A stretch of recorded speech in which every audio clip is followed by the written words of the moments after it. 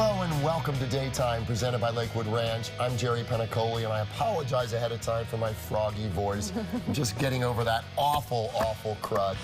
Cindy is taking some time off, and we are very, very happy to have a good friend of Daytime's with us, a regular guest of ours, nutritionist Carissa Galloway, filling in today. So nice to see you. Nice to see you. I'm sorry you're not sounding well, but you're on the up and up. I feel great, actually. I just sound awful. It's okay. So again, I apologize. But we're happy that you're here. Advance. Well, I'm happy you're here. Well, thank you for that. Yeah, helping us out. And it's nice. Fun. We're going to put you in the kitchen, of course, because, you know. That's where I belong. No.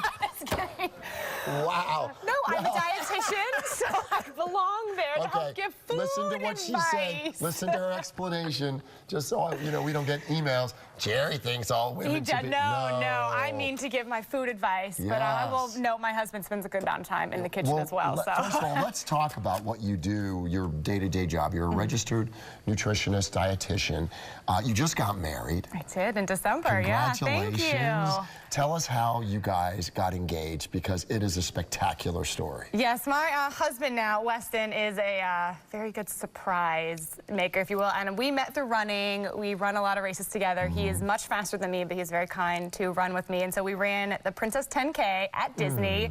He insisted we dress up, which I should have known was weird, but we were Cinderella and Prince Charming, and that's at the end of the race. He put down the ring and proposed, and I was very surprised because I didn't think anyone would run an entire race with a ring in their pocket. Our whole family was there. It was a very magical moment because I used to work at Disney. I still work with Disney, and so this was just, couldn't have been more, My goodness, more perfect. He does get surprises really right, doesn't he? Yeah. That's wonderful. Now, you guys travel a lot. We love to travel. And you run marathons in a lot of the places where you travel. Now, you took a trip particularly to Kenya that we should talk about. Why was that so special? So again, we really work and live in the running community, and there's about a 90-minute radius in Kenya where all of these top elite athletes come from, and we have friends that supported a foundation for a primary school out there. They invited us to come, and we said this is an opportunity that we shouldn't miss, and also an opportunity that we can see another part of the world that we wouldn't see. So here we are at the Kipturi Primary School, and we were able to give some of the top athletes brand new running shoes, brand new socks. We actually raised money.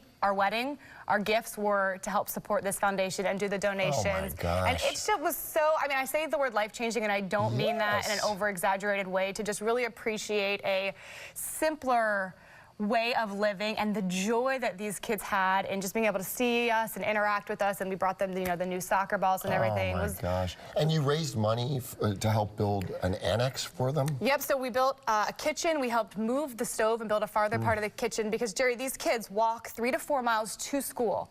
Before they had the kitchen, they would walk 3 to 4 miles back home for lunch and then back to the school. So this allows them more time to learn and things like that. So if you ever have a chance to go and visit that area of the world, just truly remarkable people. Hats off to you guys for doing what you've done. Well, thank you. That's a beautiful thing. Now, your dad, I mean, you're athletic. Your dad was an Olympian? My father-in-law. So I'm married into an Olympic family. My dad is, all right. My mom's pretty athletic. My father-in-law was a 1972 Olympian. Wow. And that's your daughter. That's my daughter, my little redhead. That's Claire, and that's my husband, Weston. At one of our recent Disney trips, we're a big Disney family. Got engaged at Disney. Just love Disney a lot. Well, Claire must love Claire and Noelle. Yes, her and Olivia Grace will have to get together sometime. Yes. She'll be an older friend, and that'll be good. That'll be good. She's going to be a good influence on her, I think. She'll need positive role models, so that's a good thing. Good. Well, so happy to have you. Thank you for having me. Yeah, Thank you for letting me share a little bit about myself. We'll have a lot of fun today, too. Okay, good. I trust. We are back with my guest co-host, Carissa Galloway, filling in for Cindy. Now, Carissa, as we mentioned at the top of the show, is a registered dietitian and nutritionist. You're also a trainer. Personal trainer, too, yeah. You do everything. Yeah. Okay, so she really knows her stuff. And today she's going to help us out with 5 foods that will actually, boost your mood, so make you happier? So they all have sort of different research that supports what is in them can help, maybe boost our mood, maybe make our body work a little better. And that's what I love about food as a dietitian, is that obviously we need to eat, but when we pick smart food choices, they actually make our body better from the inside out. Right. They say you are what you eat, and it's really true. And notice everything here is generally a wholesome food, right? We can tell you where it comes from easily, and so that's kind of a good starting point. Okay, so let's start with the multigrains? Whole grains. Okay. So these are whole grains, and so a lot of times we are carb phobic, right? We back away from carbs. Carbs are only 15% of our total caloric intake at most, so something we need in our body for energy, but What these have is they have something that we find in research that when people have low serotonin levels, they crave carbohydrates. So researchers have made the link that if we get adequate carbohydrate intakes, we can better regulate our serotonin, and that's that feel-good hormone. Okay, so serotonin is what, if you lack it, you could feel a little down, a little depressed. Exactly. So having adequate carbohydrate levels, low carbohydrate levels linked to low serotonin, so make sure you're getting adequate about 150 grams of carbohydrates a day. Right. That can actually help boost and maintain higher serotonin levels. Okay, we're also told, and it's beaten into us, to stay away from dairy. So what do you have here? So what's in the milk is whey protein. Okay. And is this whole milk? This is reduced fat milk. This is 2% milk, but whey protein actually decreases stress and anxiety. So that's big. So it doesn't have to be milk, but it does have to be a dairy product. Cheese has some of it. Yogurt, ricotta cheese has a really high level of it as well. And for people that do have a sort of dairy aversion, casein is what causes a lot of the GI upset, if we will, in dairy. So by picking the whey, you might be alleviating that. So if you can have dairy, that's a good way too. Research says decrease stress and anxiety. Okay, so whey protein, and that's whey like W-H-E-Y. Yep. It comes in a supplement too, doesn't it? You can have it in a supplement, and protein powders a lot of times use Okay, it. this looks like a lunch made for me, because I love leafy greens and I love grilled salmon. Yep, so this is a double duty for a mood boost. Leafy greens are high in folic acid, and the National Institutes of Health says that folic acid can alleviate fatigue and depression. Wow. And a lot of us don't get enough of that. You can also try broccoli or avocado, but the dark leafy greens are great for this. What's in salmon that's so important?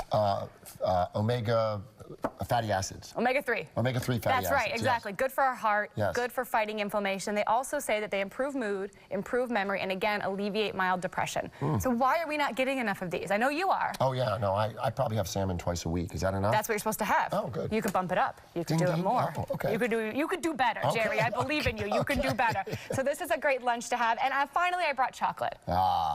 Because doesn't the word just like make you happy? Like, chocolate. Now, this is not just any chocolate. This is dark chocolate. This is dark chocolate. This is actually 92%, so super dark. But when you get the dark chocolate, milk chocolate is more sugar. Dark chocolate has flavonoids in it, so they can help lower our blood pressure and help decrease inflammation, and it makes you happy. It does make you happy. So it's a little mental treat. If, you know, some people find that dark chocolate, the darker or the higher the percentage of the cacao, the more bitter it is. So if you lessen it a a little bit, like maybe around 80 to 85. 60% would even be okay even too. 60%. Yeah, so 60%. And then the thing about dark chocolate is a little bit is going to satisfy you, and that's good for our mental mood. It's a treat that doesn't undo our diet and does have some health benefits. See, I love the high percentage of cacao. 92 is a little high for me. Yeah. But I like it, and I know that I'm getting those flavonoids that are good for my body. Is this considered a little bit, this whole bowl? The whole bowl would be more than a little bit, but you know, you're healing. There you go. You need to recover, and chocolate. That's my excuse. It's good for recovery. All right, Carissa, thanks so much. How's your mood? My mood is great. Yes! Now, don't go anywhere because Carissa right here is going to help me co-host the entire show today, so stay with us. We'll be right back.